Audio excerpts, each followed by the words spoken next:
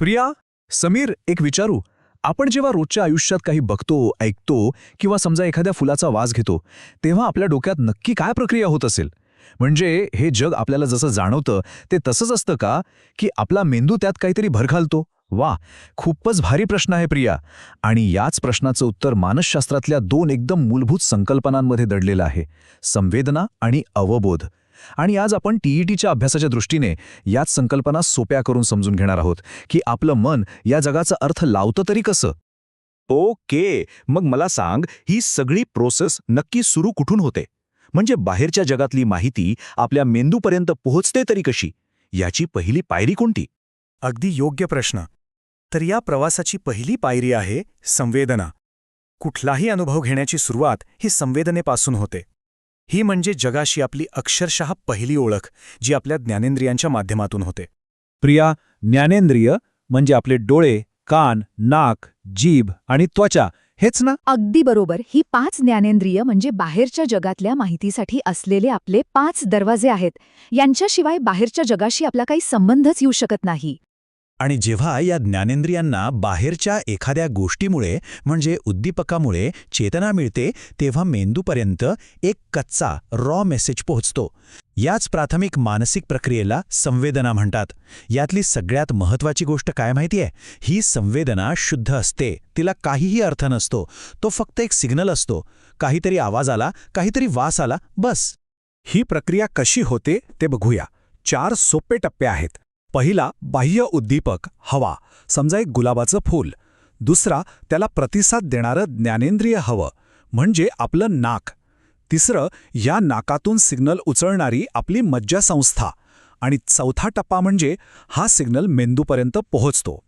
या क्षणी फक्त काहीतरी वास आला एवढीच संवेदना तयार होते. अच्छा, म्हणजे ही एक प्रकारे ऑटोमॅटिक प्रक्रिया आहे का? म्हणजे एखादी संवेदना अनुभवण्यासाठी आपली इच्छा असणं गरजेचं आहे की नाही? नाही, अजिबात नाही. आणि हा खूप महत्त्वाचा मुद्दा आहे. संवेदना निर्माण होण्यासाठी इच्छेची बिलकुल आवश्यकता नसते.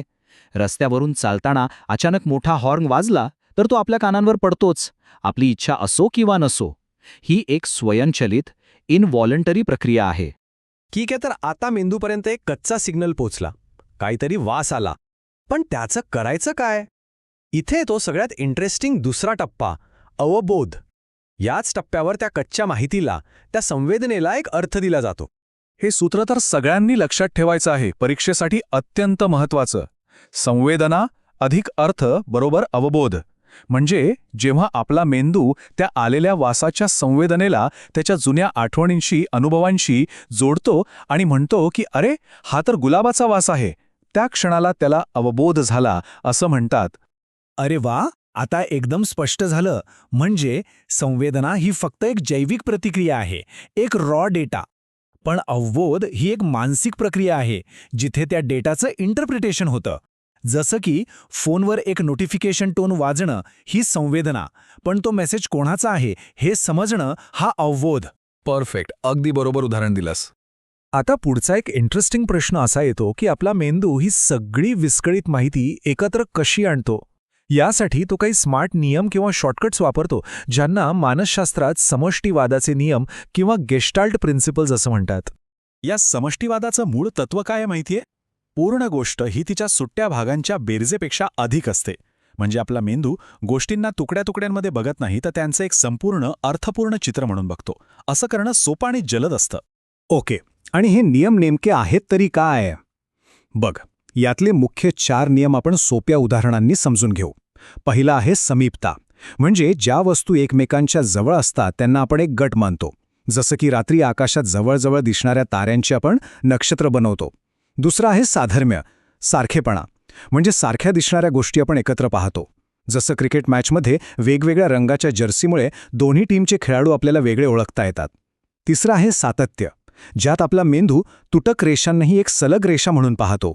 आणि चौथा पूर्णत्व, ज्यात आपला मेंदू अपूर्ण आकृतीलाही पूर्ण म्हणून बघण्याचा प्रयत्न करतो. अवबोधाचा अजून एक खूप महत्त्वाचा नियम आहे आकृती आणि पार्श्वभूमी. आपलं मन नेहमी काय करतं, तर एखाद्या दृश्यातल्या एका मुख्य गोष्टीवर लक्ष केंद्रित करतं, तिला आकृती बनवतं आणि बाकी सगळ्या गोष्टींना पार्श्वभूमी म्हणून थोडं बाजूला सारतं. याचं एखादं रोजच्या आयुष्यातलं उदाहरण देता येईल का? अगदी सोपं आहे. वर्गात शिक्षक जेव्हा शिकवत असतात तेव्हा ते विद्यार्थ्यांसाठी आकृती असतात, म्हणजे फोकस. आणि वर्गातला फळा, भिंती, इतर मुलं हे सगळं पार्श्वभूमी बनतं. यामुळे काय होतं तर लक्ष केंद्रित करणं सोपं जातं.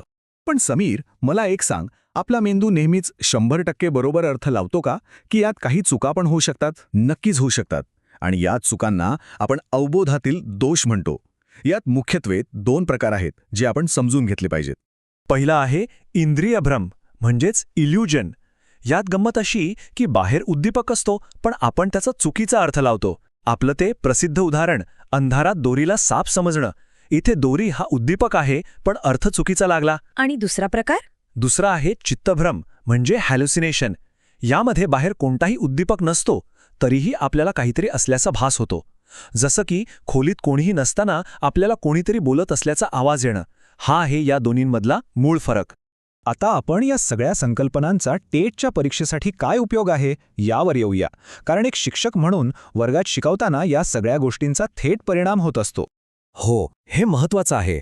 म्हणजे शिक्षकांनी माहितीची मांडणी एकदम स्पष्ट आणि सोपी केली पाहिजे, जेणेकरून मुलांना योग्य अवबोध होईल. आणि शिकवताना फक्त बोलण्याऐवजी चित्र, व्हिडिओ दाखवून, म्हणजे जास्तीत जास्त ज्ञानेंद्रियांचा वापर करायला हवा. अगदी बरोबर. आणि आपण आत्ताच शिकलेल्या आकृती पार्श्वभूमी नियमाप्रमाणे महत्त्वाचे मुद्दे हायलाईट करून शिकवावेत.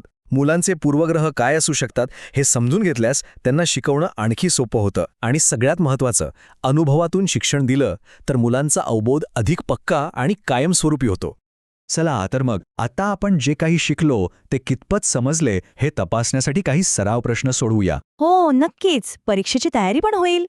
पहिला प्रश्न आपल्या स्क्रीनवर आहे. संवेदनांना पूर्वानुभवाच्या आधारे अर्थ लावण्याच्या प्रक्रियेस काय म्हणतात? इथे सगळ्यात महत्वाचा शब्द आहे अर्थ लावण्याची प्रक्रिया. आपण शिकलो की संवेदना ही अर्थरहित असते.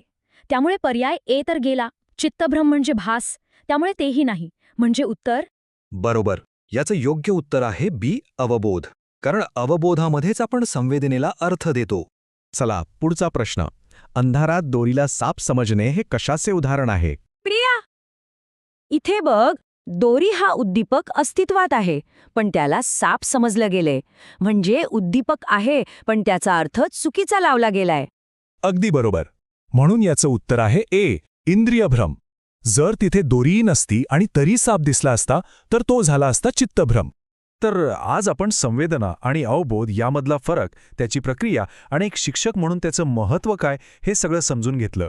यानंतर शिकण्याची पुढची पायरी काय असू शकते प्रिया? मला वाटतं अवबोध आणि अवधान म्हणजे अटेन्शन यांचा खूप जवळचा संबंध आहे. आपण ज्या गोष्टीवर लक्ष देतो तिचाच आपल्याला अवबोध होतो. त्यामुळे यानंतर अवधान, स्मृती यांसारख्या संकल्पनांचा अभ्यास करणं खूप फायद्याचं ठरेल.